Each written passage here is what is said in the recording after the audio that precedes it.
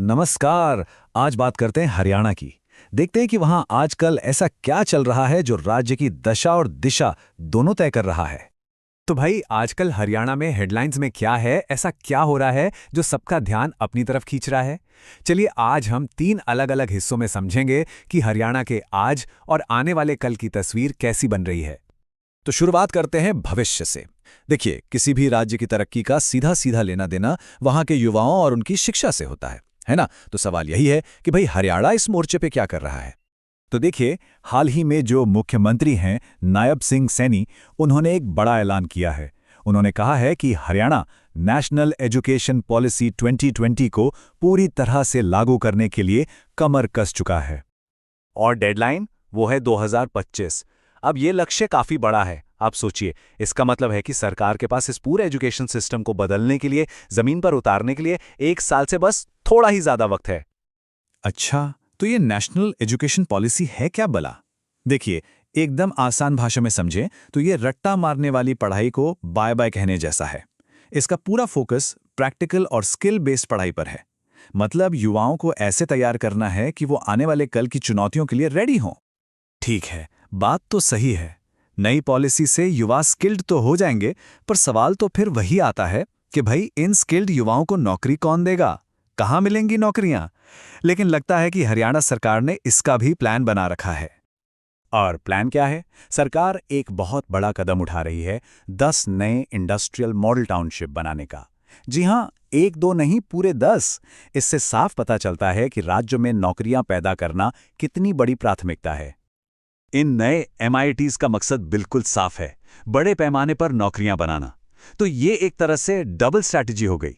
मतलब एक तरफ तो एजुकेशन से युवाओं को इंडस्ट्री के लिए तैयार करो, और दूसरी तरफ उसी इंडस्ट्री को राज्य में लेकर आओ ताकि उन्हें नौकरी मिल सके। सिंपल।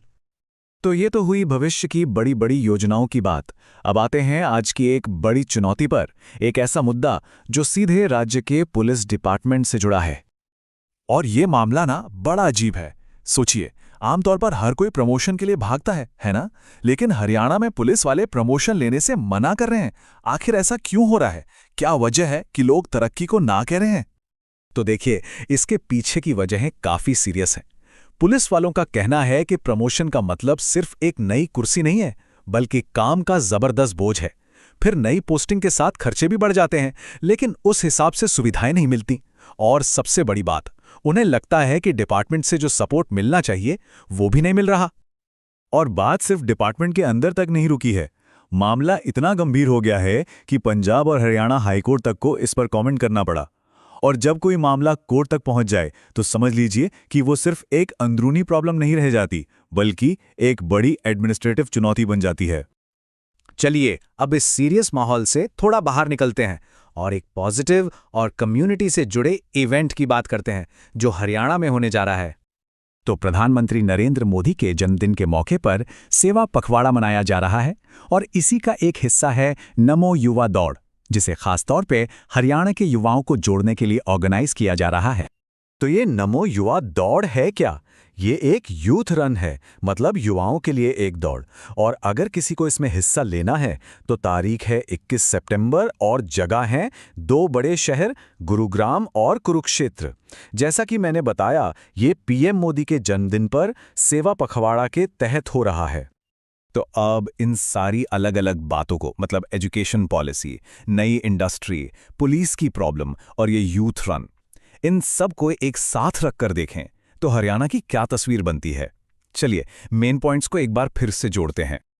तो देखिए, आज की पूरी बातचीत से हरियाणा की एक मिक्स तस्वीर सामने आती है।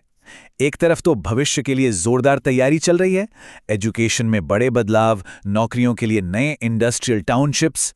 वहीं दूसरी तरफ आज की एक बड़ी चुनौती है पुलिस फोर्स के अंदर की दिक्कतें। और इन सब के बीच नमो युवा दौड़ जैसे इवेंट्स के जरिए युवाओं के साथ कनेक्ट करने की कोशिश भी हो रही है। तो ये सब देखकर आखिर में एक सवाल जरूर उठता है, क्या ये जो मिक्सचर है, जिसमें तरक्की भी है, चुनौतियां भी हैं और लोगों से जुड़ाव भी है, क्या ये सब मिलकर हरियाणा को एक बैलेंस्ड और बेहतर भविष्य की तरफ ले जा रहा है? सोचने वाली बात है ना?